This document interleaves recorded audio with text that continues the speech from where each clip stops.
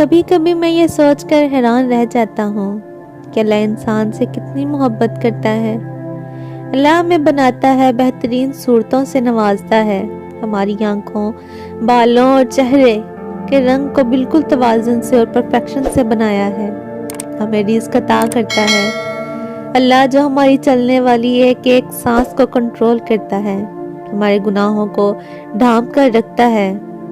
اللہ چاہے تو ہمارے گناہوں کو ناراض ہو کر سب کے سامنے لے آئے، ہمیں دنیا میں سب کے سامنے بے عزت کر دے، مگر اللہ جو ہر چیز پر قدرت رکھتا ہے مگر ہمارے گناہوں کو ڈھانپ کر رکھتا ہے۔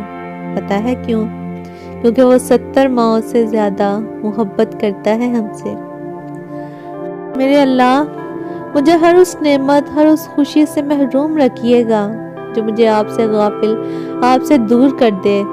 میری زندگی میں کبھی کوئی ایسا لمحہ، کوئی ایسا موقع نہ آئے جب میں آپ کے دین کو بخوشی یا مجبوراً چھوڑ دوں۔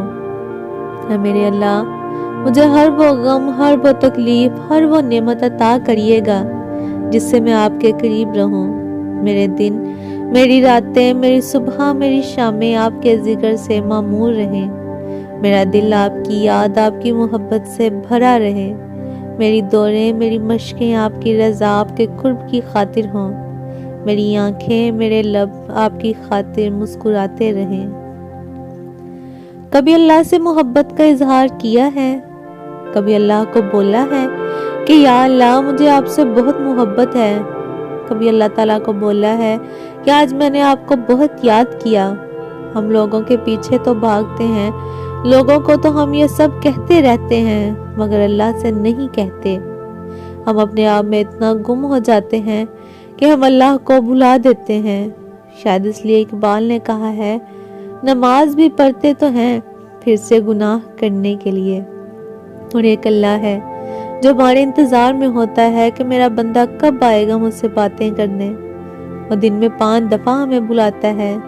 اس کی پکار پہ بھی ہم نہ جائیں تو بھلا ہم اپنی زندگیوں میں سکون کہاں سے پائیں گے؟ جو اپنے آپ کو اللہ کے سپرد کر کے اللہ کے ہو جاتے ہیں تو اللہ انہیں اپنے سوا سب سے بے نیاز کر دیتا ہے۔ پھر وہ کسی کے محتاج نہیں رہتے، وہ بس اللہ کے در کے غلام ہو جاتے ہیں۔ وہ صبر کرنا سیکھ لیتے ہیں، اللہ کی رضا میں راضی رہتے ہیں، اور اللہ کی مدد ان کے لیے وہاں سے آتی ہے جہاں سے کسی کے گمان میں بھی نہیں ہوتا۔ پھر ان کے لیے راستے اللہ تعالیٰ خود بناتا ہے۔ میرے اللہ، مجھے آپ پر یقین کرنا سیکھنا ہے جو مجھے ہر مشکل سے لڑنے کا حوصلہ دے۔ آپ کی ذات پر توکل کیسے کیا جاتا ہے میں نہیں جانتی، مجھے توکل کی اس بلندی پر پہنچنا ہے کہ دنیا میرے سامنے بے معنی ہو جائے۔ یہ تقسیم اور تقدیر تو اللہ کی طرف سے ہے کہ کسی کو بے مقصد کاموں میں تھکا دیا اور کسی کو اپنی راہوں پر چلا دیا۔ خوش نصیب ہے وہ جس کے شب و روز رضا الہی کے کاموں میں گزریں اور جس کی باتوں اور کردار سے اللہ کی یاد آئے اور آخرت کی فکر پیدا ہو۔ یا اللہ، ہمیں بھی دنیا کی فضولیات سے ہٹا کر اپنی رضا کے کاموں میں مصروف کر دے۔ یہ دنیاوی محبتیں تو تمہاری آزمائش کرنے آتی ہیں کہ تم حقیقی محبت سے کتنے قریب ہو، اور جب تم صبر کے ساتھ اس کی رضا میں راضی رہتے ہو تو وہ بھی پھر تمہیں تمہاری من پسند چیز پلک جھپکتے واپس لٹا دیتا ہے۔ اور یہ جو تم بار بار ہر کسی کے سامنے صبر اور ضبط کا واویلا کر رہے ہو، تو بتاؤ ذرا، کیا تمہارا صبر زیادہ ہے یا صبر؟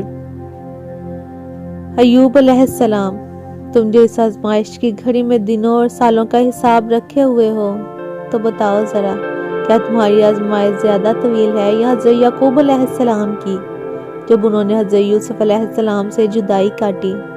تم کہتے ہو تم نے یہاں اس مقام تک پہنچنے کے لیے انگنت قربانیاں دیں، تو کیا تمہاری ایک بھی قربانی حضرت ابراہیم علیہ السلام کی قربانی کا نعم البدل ہے؟ جو اللہ کو دنیا سے پہلے رکھتا ہے، اللہ بھی پھر اسے دنیا سے پہلے رکھتا ہے۔ اللہ کو محبت کا مرکز بنا لو، پھر دیکھو کیسے ساری محبتیں بھاگ کر تم تک پہنچ جائیں گی۔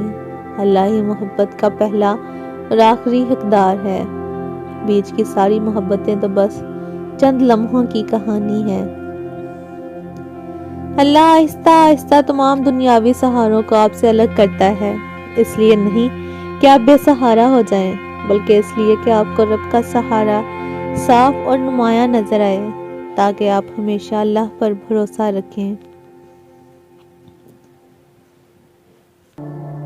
حضرت علی رضی اللہ تعالیٰ عنہ نے فرمایا، جب انسان کسی سے ڈرتا ہے تو اس سے دور بھاگتا ہے، لیکن جب وہ اپنے رب سے ڈرتا ہے تو اس کے اور قریب ہو جاتا ہے۔